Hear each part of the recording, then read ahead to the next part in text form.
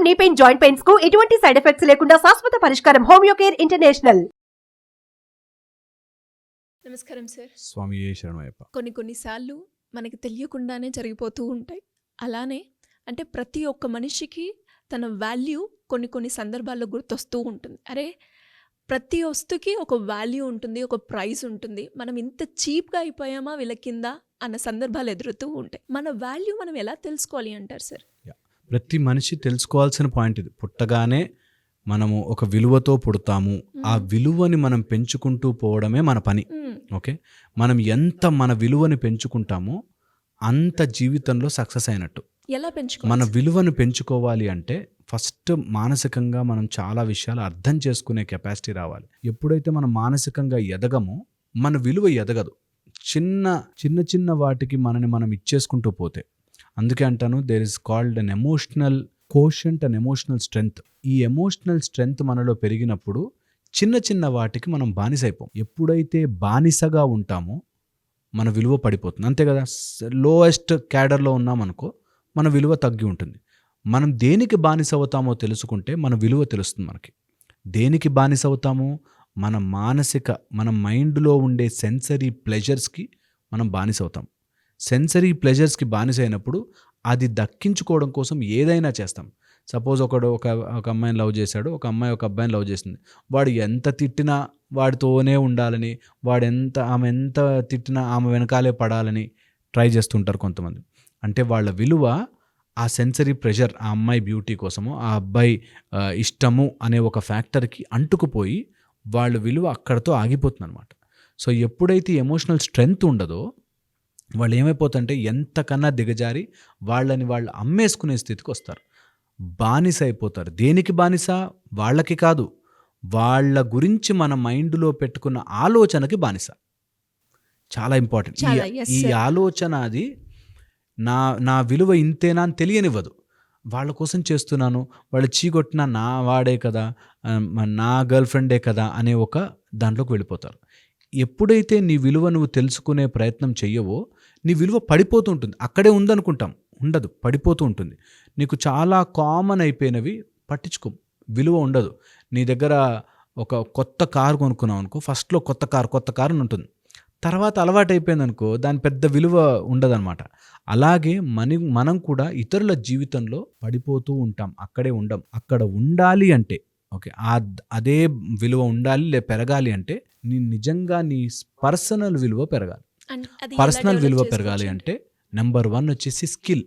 ఏదైనా ఒక indispensable work మనం చేయగలగాలి. ఒకవేళ ఈ ఆఫీస్లో నీ విలువ పెరగాలి అనుకుంటే, ఈ ఆఫీస్లో నువ్వు లేకపోతే నీ పని ఒకటి ఆగిపోతుంది, ఆ ఇంపార్టెంట్ పని నువ్వు చెయ్యకపోతే జరగదు అనే నీకంటూ ఒక కెపాసిటీ తెచ్చుకున్నప్పుడు విలువ ఆటోమేటిక్గా పెరుగుతుంది. ఆటోమేటిక్గా skill is always number 1 priority. Second, knowledge. తెలిసినది కొంచెమైనా అది బాగా చేయగలిగినా చాలు. లేదా ఎనార్మస్ అమౌంట్ ఆఫ్ నాలెడ్జ్ పెంచుకోవాలి. ఆ స్కిల్ ఆ ఫీల్డ్లో కావచ్చు, నువ్వు చేసే పనిలో కావచ్చు. ఏదైనా పని నీకు అప్పచెప్తే ఆ పనిలో నేను నెంబర్ 1 చేయగలుగుతాను, ఈ పని వీళ్ళకి ఇస్తే అయిపోతుంది అనే ఒక స్థితి కనుక మనం తెచ్చుకోగలిగితే ఆటోమేటిక్గా మన విలువ పెరుగుతుంది. ఇండిస్పెన్సబుల్ వర్క్, దాన్ని నువ్వు తప్ప ఇంకెవరు చేయలేరు అనే స్టేజ్కి వచ్చిన రోజున you are number 1 in that. Okay, నీ విలువ చాలా పెరుగుతూ పోతుంది. థర్డ్ వచ్చేసి హ్యూమిలిటీ. అంటే నేనే చేస్తున్నాను అన్నవాడు సొంత డబ్బా అంటారు కదా, అట్లా నేనే గొప్ప అన్నవాడు ముందు బాగుంటాడు, కానీ వెనకాల వాడి విలువ చాలా పడిపోతుంది, చాలా పడిపోతుంది. 4, ఎమోషనల్ కంట్రోల్. తొందరగా కోపం, తొందరగా అలక, తొందరగా అందరి మీద చాడీలు చెప్పడం, తొందరగా ఎవరినైనా కించపరిచేటట్టు మాట్లాడడం నీ విలువ పడేస్తుంది. చాలామందికి తెలియదు, ఇతరుల గురించి తక్కువగా మాట్లాడితే వాళ్ళ విలువ పడుతుంది అనుకుంటారు. నువ్వు అలా మాట్లాడుతూ వింటున్నారు చూసావా, వాళ్ళ ముందు నీ విలువ పడిపోతుంది, నీ విలువ చాలా పడిపోతుంది. ఎప్పుడైతే నువ్వు ఇతరుల గురించి తప్పు మాట్లాడడం స్టార్ట్ చేస్తారో ఖచ్చితంగా విలువ పడిపోతుంది. ఓకే, అండ్ 5th వచ్చేసి నీ లోపల ఉండే స్ట్రెంగ్త్ పెరగాలి అంటే ఫిజికల్లీ చాలా స్ట్రాంగ్ ఉండాలి. ఎప్పుడైతే ఫిజికల్ ఫిట్నెస్ ఉంటుందో, ఫిజికల్గా నువ్వు గట్టిగా ఉంటావు, ఖచ్చితంగా నీ విలువ పెరుగుతుంది. ఏదో రకంగా ఫిజికల్గా ఫిట్నెస్ ఉంటే మెంటలీ ఫిట్నెస్ ఉంటుంది. When your mind is not ready, prepare your body అంటారు. నీ మైండ్ కనుక సరిగ్గా పనిచేయట్లేదు, ఎప్పుడేవో ఆలోచనలు వస్తున్నాయంటే prepare your body, run, exercise, fitness, 6 packs, ఏదో రకంగా ఫుడ్ కంట్రోల్ చేయాల్సిందే. Emotional control and physical fitness, ఈ రెండు ఇది యూనివర్సల్ పవర్. దీన్ని కనుక నర్చర్ చేసుకుంటే మన విలువ ఆటోమేటిక్గా పెరిగి తీరుతుంది. And indispensable skill and knowledge, ఇది పెంచుకునే ప్రయత్నం చేయాలి. ఏ ఫీల్డ్లో అయినా సరే, అది చిన్న పని పెద్ద పని ఉండదు. ఏ ఫీల్డ్లో అయినా సరే ఖచ్చితంగా దాంట్లో ఇండిస్పెన్సబుల్ నాలెడ్జ్ కనుక పెంచుకుంటే ఆటోమేటిక్గా సెట్ అవుతుంది. ఓకే, ఇది ఒక ఇంపార్టెంట్ ఆస్పెక్ట్. నెక్స్ట్ వచ్చేసి వీటితో పాటుగా రేపటికి ఇంప్రూవ్మెంట్ ఏంటి అన్నది మైండ్లో ఉండాలి. చాలా మటుకు ఏమైపోతుందంటే ఒక స్టేజ్ వచ్చాక స్టాగ్నెట్ అయిపోతుంది. నీ విలువ అంతేనేమో అనుకుంటారు, అవుట్డేట్ అయిపోతారు. నేను ఒకప్పుడు రా అని ఒకప్పుడు విషయాలు చెప్తారు. ఒకప్పుడు ఇప్పుడు నడవదు. Everyday today's news paper is tomorrow's waste paper. So ఈ రోజు నువ్వు ఏం అప్డేట్ అవుతున్నావు, ఈ రోజు నువ్వు రేపటి గురించి ఏం ఆలోచిస్తున్నావు, ఈ రోజు నువ్వు రేపటికి ప్రణాళిక ఏం చేస్తున్నావు. నేను చాలా మందిని అబ్జర్వ్ చేస్తాను, పెద్దవాళ్ళు అయిపోయి ఏజ్ అయిపోయి రిటైర్మెంట్ ఫండ్ ఏం పెట్టుకోక పిల్లల ముందు క్యారీ బ్యాగులు మోసుకెళ్లాల్సి వస్తుంది. పిల్లల్ని చూసుకోవడానికి ఇంట్లో ఇప్పుడు అమెరికాకి పిలుచుకెళ్తారు కొంతమంది పేరెంట్స్ని. ఇంట్లో ఏం పని లేదు కదా, రా అక్కడికి వస్తే పిల్ల డైపర్ మార్చచ్చు అనేటట్టుగా చేస్తారు కొంతమంది. నీ విలువ ఎప్పుడు నువ్వు ప్లాన్ చేసుకోకపోవడం వల్ల అయింది. నువ్వు ఖచ్చితంగా ప్లాన్ చేసుకుని ఉంటే, ఆ ఎమోషనల్ బందీలో పడకపోయి ఉంటే, నా పిల్లలే కదండి చేస్తానంటే అక్కడికి వెళ్ళాక వాడు చలిలో కూర్చోబెట్టినా కూర్చోవాలి. అలా కాకుండా, అందరూ ఉంటారని కాదు, కొంతమంది. ఓకే, అలా కాకుండా మనము ఎప్పుడైతే మన ఫ్యూచర్ గురించి ప్లాన్ చేసి, నా జీవితానికి ఇది నా డెఫినేషన్, నేను నా జీవితాన్ని రాసుకుంటాను అని ప్లాన్ చేసుకుంటే, నీ జీవితాన్ని నువ్వు రాసుకోగలిగితే నీకు విలువ ఉంటుంది. నీ జీవితాన్ని నువ్వు కాకుండా ప్రతివాడు డిక్టేట్ చేయడం స్టార్ట్ చేస్తే నీ విలువ ఉండదు, చిత్తుకాయితం అయిపోతుంది. నీ విలువ 2000 నోట్ ఉందంటే దాన్ని నువ్వు మార్చి 1 రూపీ నోట్ అని ఇవ్వలేవు, 2000 నోటే. నువ్వు వైట్ పేపర్ ఇస్తే వాళ్ళు ఎవరైనా ఏదైనా రాస్తారు. అలాగే నువ్వు కంపల్సరీగా నీ విలువని ఒకసారి సెట్ చేసుకుంటే దాన్ని ఆటోమేటిక్గా నువ్వు దాన్ని మాడ్యులేట్ చేసుకోవచ్చు, కావలసినట్టుగా మార్చుకోవచ్చు జీవితాన్ని. ఇది తెలుసుకోవాలి. ఏజ్ వస్తున్న కొద్దీ ప్లాన్ చేసుకోవాలి.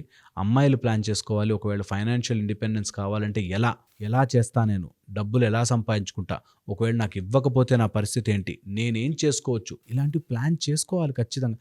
అందుకే తెలివిచ్చాడు దేవుడు. తెలివి ఎందుకు ఇచ్చాడంటే దేవుడు ఇలాంటివన్నీ ప్లాన్ చేసుకుని ఆ ప్లాన్ ప్రకారం ఇంప్రూవ్ చేయాలి. ఎమోషనల్ డిపెండెన్స్ కాకుండా డెఫినెట్లీ ఎవరికి వాళ్ళు ప్రయత్నం చేస్తే విలువ బాగుంటుంది. ఎప్పుడైతే అలా చేయరో విలువ తగ్గిపోతుంది. ఒకరోజు కాకపోతే ఒక రోజైనా బయటపడుతుంది. మనం అయ్యో ఎందుకు ఇట్లా ఇరుక్కున్నాను రా అని మనకి అనిపిస్తుంది. గ్రేట్ సార్, నిజంగా మీరు చెప్తూ ఉంటే నాకు తెలిసి ఈ వీడియో ఎవరైతే క్లీన్గా నీట్గా అబ్జర్వ్ చేస్తూ ఖచ్చితంగా మీరు మాట్లాడే ప్రతి మాట వింటారో వాళ్ళకి ఒకానొక సందర్భంలో అయ్యో నేను ఈ పాయింట్ మిస్ చేశానే, అయ్యో ఇలా చేయకుండా ఉంటే నాది ఇక్కడ ఉండేదేమో అన్న రియలైజేషన్ పాయింట్కి అయితే వస్తారు అనడంలో ఎలాంటి సందేహం లేదు. ఒక్క లాస్ట్ పాయింట్ ఏంటంటే, ఆ మైండ్లో ఉండే ఆ థాట్కి బానిస అవ్వకండి, ఇవన్నీ సెట్ అవుతాయి. True sir, true. అది ఏదైనా కావచ్చు, ఫైనాన్షియలే కావచ్చు, రిలేషన్షిప్పే కావచ్చు, ఎవరైనా సరే మైండ్లో వాళ్ళ మీద పెట్టుకున్న ఆ ధారణని మీరు పక్కన జరపాలి. ఎలా సార్ ఆ థాట్ నిజంగా అది ఏ సిచ్యువేషన్ అయినా కానీ ప్రాక్టీసే. Just like muscle. ఒకసారి ఆ థాట్ని జరపండి, మనకు భయం వేస్తుంది. అయ్యో ఇన్ని రోజులు నేను ప్రేమించిన వాడు నన్ను టార్చర్ పెడుతున్నా, అనుభవించాలి అనే థాట్ అవసరము లేదు. నేను ఇండివిజువల్గా వచ్చాను ఇక్కడికి, నా విలువను నేను పెంచుకోవాలి అని ఎప్పుడైతే ఇండివిజువల్గా అనుకుంటామో ఆటోమేటిక్ సెట్ అవుతుంది. అండ్ ధర్మ మార్గం, ఎప్పుడు ధర్మం ఈజ్ రైట్. ధర్మ మార్గంలో నువ్వు మోసం చేయకుండా, మోసం జరుగుతుంటే నువ్వు ఆపచ్చు. మనకు ఎప్పుడు భగవంతుడు కూడా చెప్పిన మాట, ధర్మంగా ఉండు, యుద్ధం చేయి, తప్పులేదు. ధర్మం లేకుండా యుద్ధం చేస్తేనే తప్పు. ఖచ్చితంగా. Will practice sir. మీరు అన్నారు కదా సాధన అని. Thank you so much. తప్పకుండా.